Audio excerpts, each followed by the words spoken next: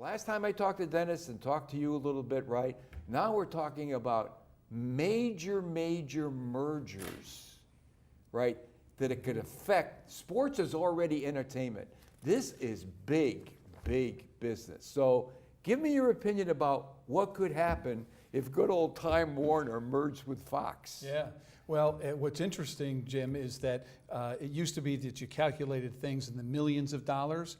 Now you calculate them in the billions of dollars. When you talk about rights fees, when you talk about team valuations, you talk about mergers, you're talking about tens of billions of dollars. So we're out there now with AT&T having just acquired Time Warner. Right. For, I think it was... That went through. It did go through. There was a court case that was just resolved, I think, last week, and now that's been given the green light, so that $85 billion acquisition is going to go through.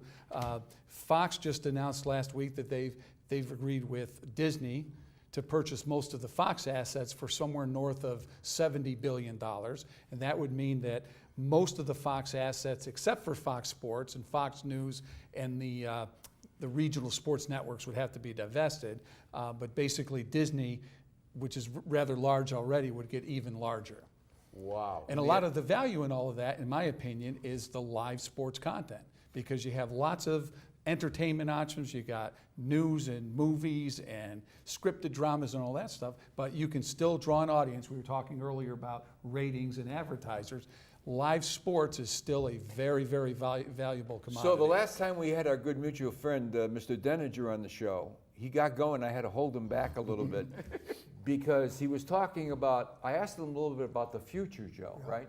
And Dennis launches into this soliloquy about video gaming and everything else. And he was giving us a glimpse of the future. I mean, sports, the delivery of sports as an entertainment venue is about ready to have a major change. So, you know, Dennis, look out there 3 to 5 years, and what do you see? Well, sport has always been one of your entertainment options. Right. Are you going to go to a game? Are you going to go watch a movie? Are you going to sit and play cards? Are you going to go on Facebook? What is it that you want to do for your entertainment? So sports has got, well, I did an interview with the head of programming for our mutual friend John Wildhack, who's now the athletic director at Syracuse University. Okay. Anyway, I said, John, who is your competition? If you're programming all the ESPN networks, who's your competition? I'm thinking he's going to say Fox, it's the local stations. He said, everything that anybody can do when they're not watching ESPN is the competition. So sports is looking for that time and that money. Last year, 2017, Nielsen's top 50 rated television shows, 33 of them were NFL football games. Wow. So let's not, shed a tear yet for the NFL. Right. 33 out of 50 top-rated shows. So what does that tell you? Of television, of what we look at for entertainment, more than half of the top #1 rated shows were football. So if you project this out, how much more money will advertisers put into sport? What sports will they put it into? Maybe there's a way to divide up the NFL audience so that, okay, you're being entertained by sport, but maybe you'd like to watch our sport, or maybe you'd like to watch it this way. You'd like to see it on your computer. You'd like to watch it on YouTube TV, whatever it is. Or it's a sport you can watch on your handheld device. Wherever there's money, there's going to be somebody who is looking to get a little piece of that money. How do I cut it up? So this millennial generation that's coming up, right?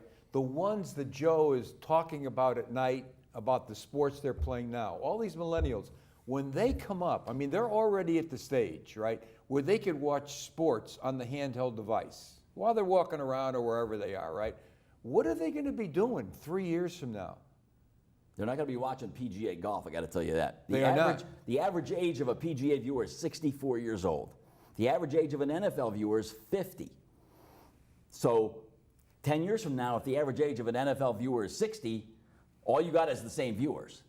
These younger people, not a lot of them are fans of the traditional stick and ball sports. That's why you've got the rise of the Overwatch League. You've got the rise of esports as entertainment, spectator-driven. You watch somebody else play video games. Well, you know what? Yeah. But you know what? I'll tell you what, though, Dennis. Now that you're bringing those things up, Joe, 3 years ago, there was no such thing as fantasy football. Now, maybe 5 years ago, now it is a big, big business, is it not? I plead guilty as the champion of one of my leagues last year. Congratulations. But I've been in but you say Just one. 18 years. 18 years our league has been going on. It's 18 obviously, years. Where have I been? obviously it has taken off in a whole lot of Yeah. ways, what a vehicle to get people to watch. I'm not watching Monday Night Football games that I could care less about, except that I got the kicker and I need him to get me 6 points before the night's over. Right. And that's the incredible tool, and there's going to be so much more of that, I think. As Dennis says, to get kids to I have 2 teenage daughters. They don't watch any sports on TV, and I don't know what would get them interested. But you know what, Dennis and Mike? I mean, the video gaming word that you used, right?